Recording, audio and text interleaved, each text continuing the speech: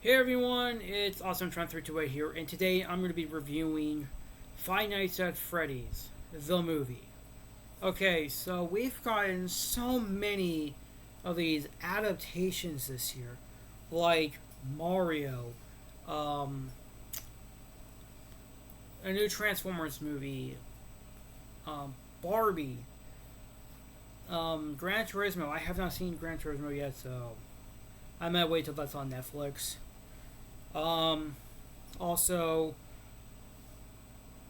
Five Nights at Freddy's was the recent adaptation on stuff that hasn't really been seen on the big screen before, or they have, but it's been a long time since they've been on the big screen. Like Transformers, it's been like 5 years since the last movie before this one. Um, Mario, it's been like 30 years since the last time they've been on the big screen, but that Mario movie that came out 30 years ago was complete utter crap. Barbie, I don't think a Barbie movie has ever been on the big screen before, so this was that was the biggest movie of the summer. So I'm gonna be reviewing Five Nights at Freddy's. And if you can see, I have my Guardians of the Galaxy Volume 3 poster. This is actually like a theatrical poster that you would see at the movie theaters. I actually have a copy of that. This like the teaser poster. So let's get on to the review. Is this movie good? Yes, it's really good. It's a really good movie. Definitely a solid film. Is this the best video game movie ever made? Absolutely not. It does have its problems, but it's still enjoyable. It's still an enjoyable film. But for some reason, some people in the UK cannot take their kids to see this movie because of their rating. Some countries have it like 15. Some countries have it 16. It's like crazy. I don't know why every country. I don't know why not every country can just have one rating for this. And this is definitely a PG-13 film, and it's definitely targeted for younger viewers. You know, just to get them into the horror genre. And this is perfect. This is like a perfect choice for them to get into horror genre because these kids basically know Five Nights at Freddy's because it's a video game. And I've played maybe some of the Five Nights at Freddy's games. I'm not like a huge fan of the games, but they're pretty enjoyable. And this film was enjoyable. It's I would say it's not one of the better video game movie adaptations, but it was definitely better than last year's Uncharted. That movie was awful. Like, it, we don't talk about Uncharted, but talking about good video game movies, we got like Detective Pikachu, Sonic the Hedgehog 2, the Mario movie. Talking about those video game adaptations, those are better adaptations. And I'm gonna say it right now. People say that the video game curse was lifted when Detective Pikachu came out.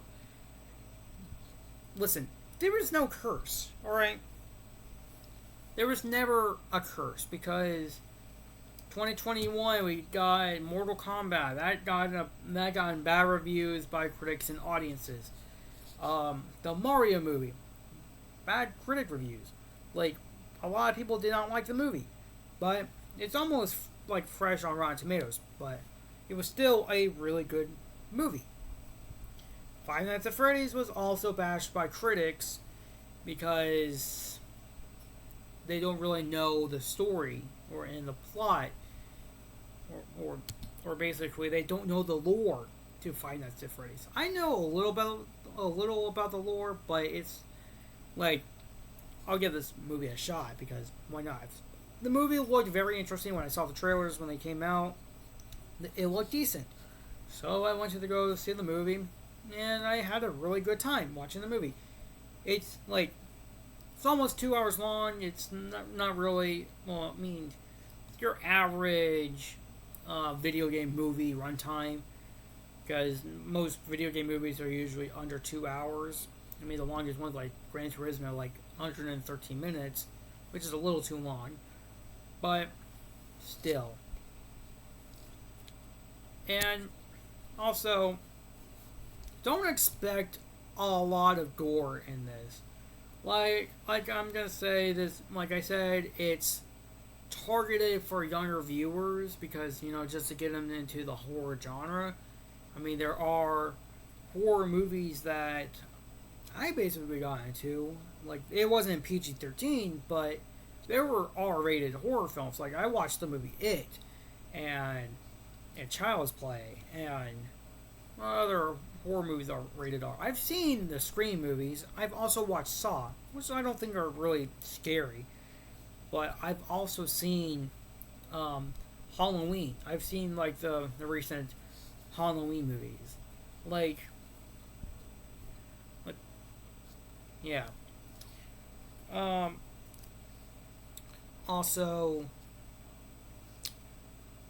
like, there are some deaths in the movie, because it is a horror film. But just don't expect a lot of gore in the film. There are bloody images, but there's not, like, gore. I really want to say that some scenes in the film are predictable. I do think that a plot twist in the film was also predictable. The pacing in the first act of the film was super slow. It was so slow, but once we get into maybe the second act of the film, it gets a little, the pacing gets a little better. So I'm just giving you a heads up that it does get slow in the first act. So that's my warning, but still, it's a really enjoyable film. If you are interested in seeing this film, I highly recommend watching it on the big screen and not on Peacock. I mean, if you want, like, if you don't have Peacock and you have the money, just go see it on the big screen. You don't need to go get a subscription just to watch a movie. Just one movie. Just go to the movie theaters, watch it on the big screen with loudspeakers. That's literally what movies are made for. The big screen, not for your small screen or your 50-inch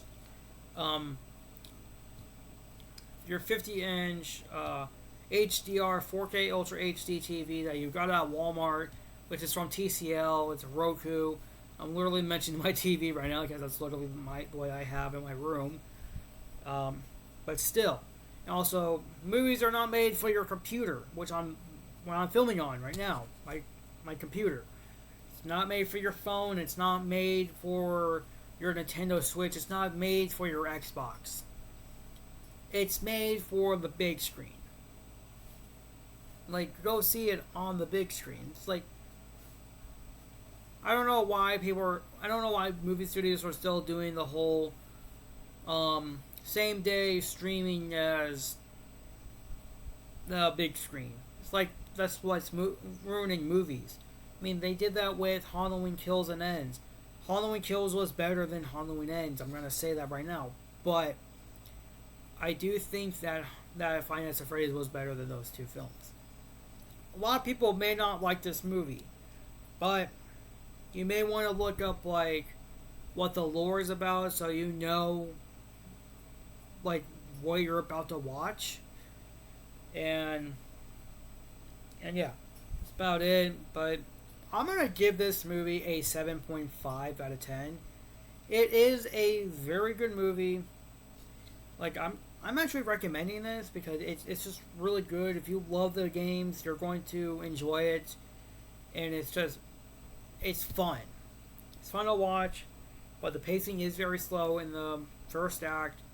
And if you don't really want to know the lore of it and you just want to be surprised, it's not really a recommendation if you're just going to watch it like I don't know. But still, it's a very good movie, in my opinion. So, go to the movies. This movie's going to be in theaters probably until like mid-November, who knows.